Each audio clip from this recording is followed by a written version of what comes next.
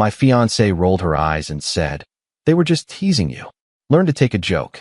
A few people laughed. I didn't look at anyone. All right. I stepped outside without my jacket. Later that night, she realized a decision had been made without her ever being part of it. I'm 30, and I thought I'd found someone who had my back. My fiancé and I had been together for almost 4 years, engaged for 8 months. We met through a running club, both training for a marathon, and bonded over our competitive streaks and shared sense of humor. Or what I thought was a shared sense of humor. The problems started subtle. Her friends were a tight group from college, 7 people who'd known each other for over a decade. I was the outsider, the new addition to their established dynamic. I tried to fit in, laughed at their inside jokes even when I didn't get them, nodded along to stories I hadn't been part of. For the most part, they were fine. A little cliquish, but nothing I couldn't handle. Except for 2 of them. Her best friend from freshman year and the best friend's husband. They had this thing where they'd make cutting remarks disguised as jokes. Little digs about my job, my appearance, my hobbies. My fiancée would laugh along, and when I'd bring it up later, she'd say I was being too sensitive. "They're like that with everyone," she'd say. "It's just their humor. You'll get used to it." I didn't get used to it. I just got better at hiding how much it bothered me. Last month, we hosted a dinner party at our apartment. Her entire friend group, 8 people including us, crowded around our dining table. I'd spent the afternoon cooking, made a nice meal, set everything up. I was actually proud of how it turned out. We were halfway through dinner when her best friend's husband started in on me. "So, still at the same company? Thought you'd have moved up by now." I kept my tone light. "Still there. It's a good position." "For how long, though?" 3 years in the same role. That's not exactly climbing the ladder. My fiancé jumped in, but not to defend me. He likes stability. Not everyone needs to job hop every 6 months like you. The table laughed. It wasn't a compliment. "Hey, at least I'm progressing," he shot back. "Some of us are ambitious." "I'm doing fine," I said, still trying to keep it casual. "Fine. That's the word, isn't it? Fine." He looked around the table for validation. "That's what you want on your tombstone?" He was fine. More laughter. My fiancée was smiling, shaking her head like this was all good fun.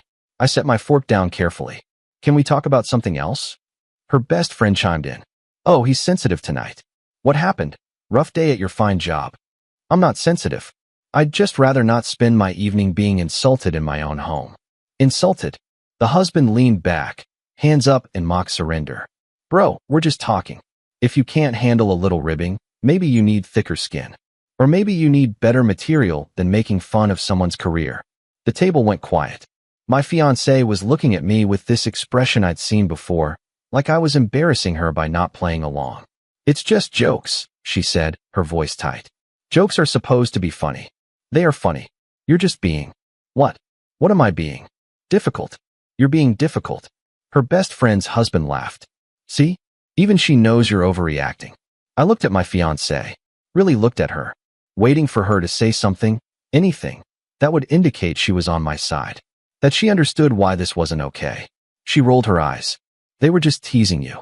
Learn to take a joke." A few people laughed. Nervous laughter, but laughter nonetheless. I didn't look at anyone, just pushed my chair back and stood up. "All right." I walked to the door, grabbed my keys, stepped outside without my jacket. It was cold, early spring cold where the wind cuts through your shirt. I didn't care. I walked to my car, got in and drove. I didn't have a destination in mind. Just drove around for an hour, letting my mind process what had just happened. My fiancé had chosen their approval over my dignity. In front of everyone. In our home. I ended up at a 24-hour diner, ordered coffee I didn't drink, and sat in a booth thinking about every other time she'd done this. Every other time she'd laughed when they made fun of me. Every time she'd told me I was too sensitive instead of telling them to stop. Around 11 p.m., my phone started buzzing. Text from her. "Where are you?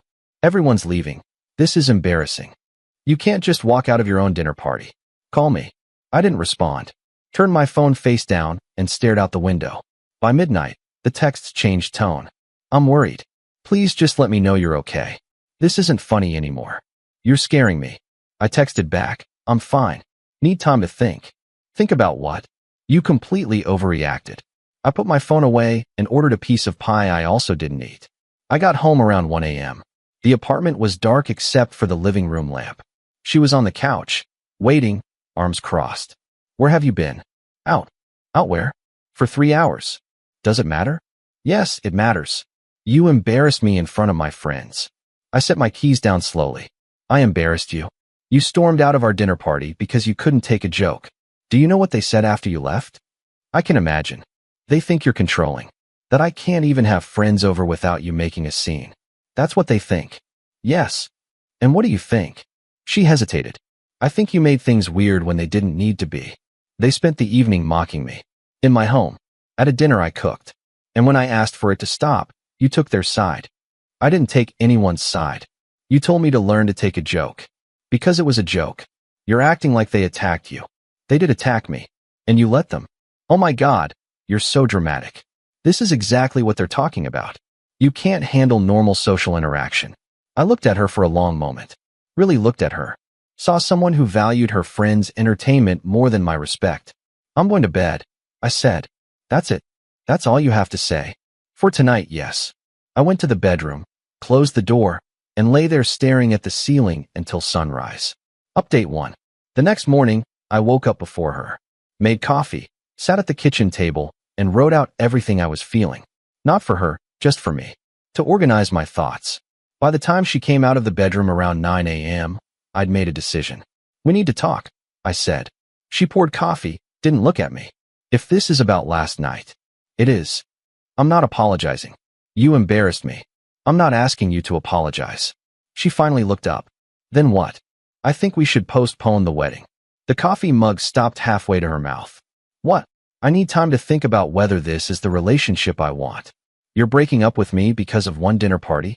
I'm not breaking up with you. I'm saying I need space to figure out if we're compatible. We've been together 4 years. And for how much of that time have your friends treated me like garbage while you watched? They don't treat you like garbage. They mock me constantly. And you excuse it every single time. Because it's not a big deal. It is to me. She set the mug down hard. This is insane. You're throwing away for years because you can't handle some teasing. I'm pumping the brakes because my partner doesn't defend me when I'm being disrespected. I'm not going to police my friends. I'm not asking you to police anyone. I'm asking you to have my back. I do have your back. When? Show me one time in the last year where you've stood up for me when they went after me. She couldn't. Just stood there, mouth opening and closing, searching for an example that didn't exist. That's what I thought, I said. So what now? You want to cancel the wedding? Tell everyone we're having problems. I want to postpone it. Tell people we're taking time to work through some issues. They'll know it's because of last night. And they'll think I did something wrong. Maybe you did. Her face went red. I can't believe you're doing this. I can't believe it took me this long to do it. She grabbed her purse and keys. I'm going to stay with my best friend. Call me when you're ready to be reasonable. Don't hold your breath. She slammed the door on her way out. I sat in the silence of the apartment, drinking my coffee, feeling the weight lift off my shoulders. Update 2. She stayed with her best friend for 3 days. Sent me texts alternating between angry and conciliatory. I responded to the logistical ones, ignored the emotional manipulation. On day 4, her mother called me. What's going on? She says you're postponing the wedding. We're having some issues we need to work through. What kind of issues? Relationship issues. I'd rather not get into details. She's devastated. Says you're being unreasonable. I'm sure that's her version. What's your version? I hesitated, then figured her mother deserved honesty. Her friends disrespect me regularly. She doesn't just allow it, she participates in it. When I asked her to stop, she told me I was too sensitive. I need time to figure out if I can marry someone who won't defend me. Silence on the other end. Then, I've noticed that too. What? The way they treat you. I've mentioned it to her before. She said you were fine with it. I'm not fine with it. I've never been fine with it. Then you're doing the right thing. Don't let her manipulate you into backing down. Thank you. She's my daughter, and I love her. But she learned this behavior from her father, and it destroyed our marriage. Don't make my mistake of tolerating it for years. After we hung up, I felt validated in a way I hadn't expected. Her own mother saw the problem. That evening, my fiancée came home, let herself in with her key, found me making dinner. I've been thinking, she said, no greeting. Okay, maybe I could talk to them. Tell them to ease up on the jokes. That's not enough. What do you mean that's not enough? You wanted me to do something. I'm offering to do something. I wanted you to have done something months ago. without me having to beg for basic respect. So this is punishment? You're punishing me. I'm protecting myself. There's a difference. From what? From my friends. From a relationship where I'm the acceptable target. She started crying. I don't want to lose you. Then you should have thought about that before you chose their approval over my dignity. It wasn't like that. It was exactly like that. In front of everyone. In our home. I'm sorry. I'm really sorry. I'll fix it. You can't fix years of behavior with an apology. So that's it. We're done. I don't know yet. That's why I need space. How much space? I don't know that either. She wiped her eyes. This isn't fair. Neither is spending 4 years feeling small in my own relationship. She left again that night. This time she took more clothes. Update 3. 2 weeks passed. We texted occasionally about logistics, about the apartment, about bills. Nothing personal. I used the time to really think about what I wanted. I talked to friends I'd neglected while trying to fit into her social circle. Got perspective from people who'd known me longer than she had. They all said the same thing. I'd changed since we'd gotten together. Become quieter, less confident, more apologetic. I hadn't noticed until they pointed it out. I also talked to a therapist, something I'd been putting off. She asked me to describe my relationship dynamic. When I finished, she said something that hit hard.